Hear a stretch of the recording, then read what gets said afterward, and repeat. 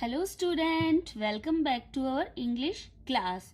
My dear student, I hope you understood adjective chapter and I also hope you completed your book exercise.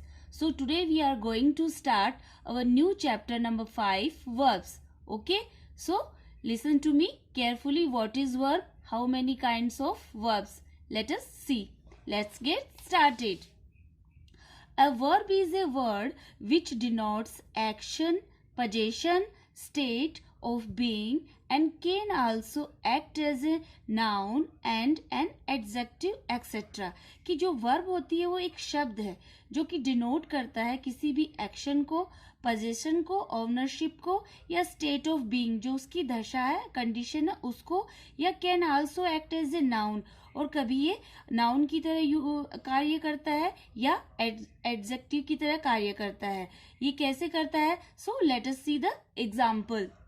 He reads newspaper. In this sentence, verb is in action. Okay. He reads newspaper. वह newspaper पढ़ता है तो इस sentence के अंदर action हो रहा है. Remember this point. Second is I have your book. So in this sentence, verb is in possessive form. Okay. possession इसके अंदर है, ओनरशिप है कि मेरे पास तुम्हारी बुक है.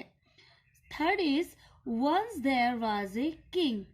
इन this sentence state of being, इसमें कंडीशन बताई गई है कि एक बार एक राजा था. Walking is a good exercise, कि जो घूमना है वो एक बहुत ही अच्छी एक्सरसाइज है और in this sentence walking use in as a noun. Walking हो रही है वो एक नाउन की तरह यूज हुआ है. Now fifth is he wants to eat, वह खाना चाहता है. So here is in sentence noun. Okay, noun के रूप में वर्ब यूज हुई है. Now sixth, I show a burning train. So in this sentence, verb is used in adjective form. So I hope you understood these examples. Now, a verb is an integral part. Integral means होता है अभिन्न, कि जो एक verb होती है integral part of a sentence, कि एक sentence का integral part अभिन्न अंग होता है. There may be sentences without a subject or an object, but not without a verb. कि जो भी अपने सेंटेंस होते हैं वो बिना सब्जेक्ट के भी हो सकते हैं, बिना ऑब्जेक्ट के भी हो सकते हैं, बट वर्ब के बिना नहीं हो सकते. Now forms of verbs. अब लेट अस सी कि how to form a verb. A verb में हैव फॉलोइंग 4 फॉर्म्स, कि जो वर्ब होती है वो 4 प्रकार से बनती है. First is root, second is past, third is past participle and fourth is present participle.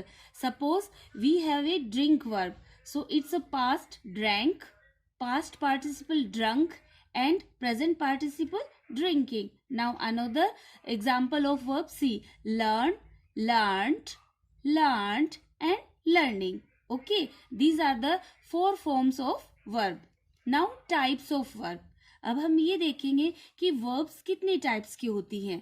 So first category is on the basis of requirement of object there are 2 types of verbs. कि अब जो object होता है उसकी requirement के base के ऊपर verb 2 प्रकार की होती है. First intransitive and second transitive. So let us see what is intransitive verb. Intransitive verb is a type of verb which does not require any object to make complete sense. कि जो intransitive verb होती हैं उनको object की आवश्यकता नहीं होती अपने जो सेंटेंस है उसको कंप्लीट सेंस देने के लिए. Let's see example. Ram is sleeping. In this sentence there is no object. Okay, on Ram subject is sleeping is helping plus main verb. Okay, Ram सो रहा है.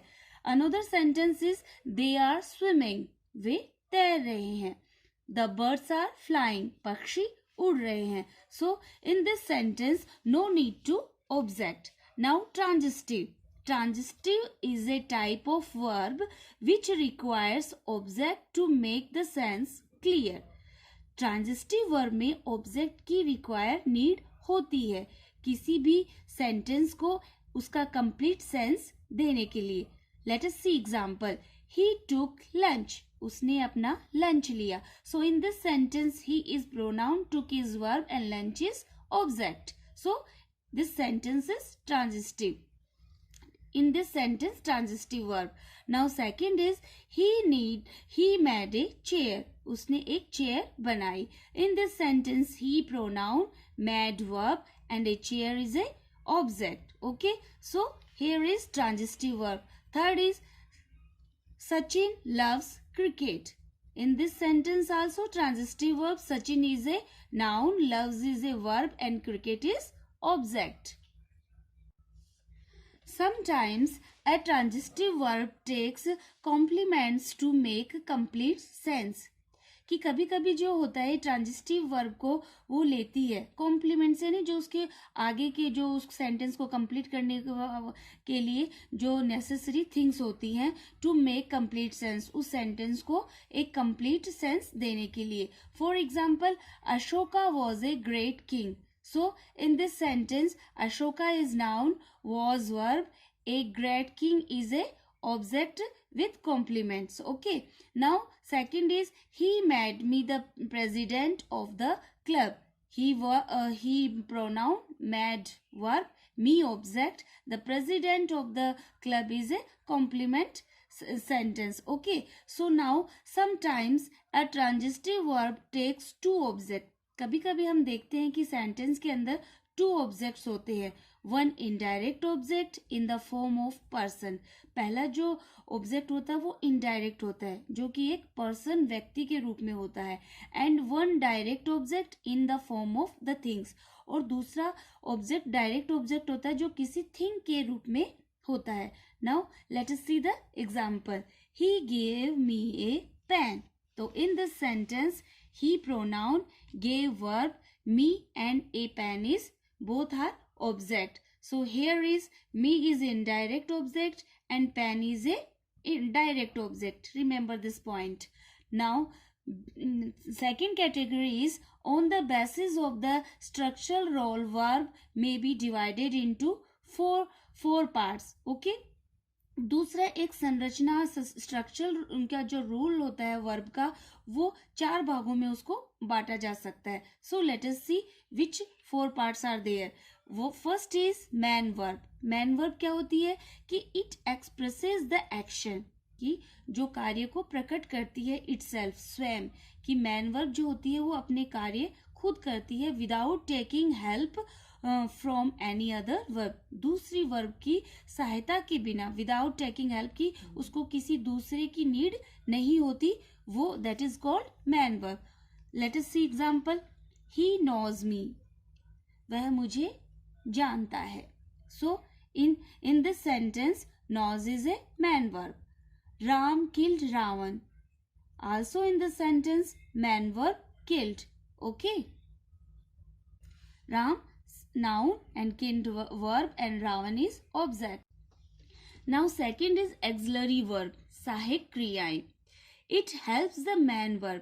और ये auxiliary verb होती है वो man verb को help करती हैं. To express time, जो कि किसको प्रकट करती है, किसको express करती है, टाइम को, मूड को, एंड अदर एक्टिविटीज, जो दूसरी एक्टिविटीज है उनको. It is of 2 types. ये भी 2 प्रकार की होती है. फर्स्ट इज प्राइमरी एक्सिलरीज, की जो प्राथमिक क्रियाएं होती हैं. फॉर एग्जाम्पल जो प्राइमरी एक्सिलरीज होती है is am are in present tense, was were in past continuous tense, has have perfect tense, has have had perfect tense, and do does did in simple tense. So remember this. As you all know about the tenses, 4 types of kinds in every tense. Three tense are there: present, past and future. And present, past and future, they have four kinds of. So in is am are in continuous present, was were in past continuous, and has have perfect present perfect continuous, had past perfect, and do does in indefinite present, and did is simple past. Okay, remember this point.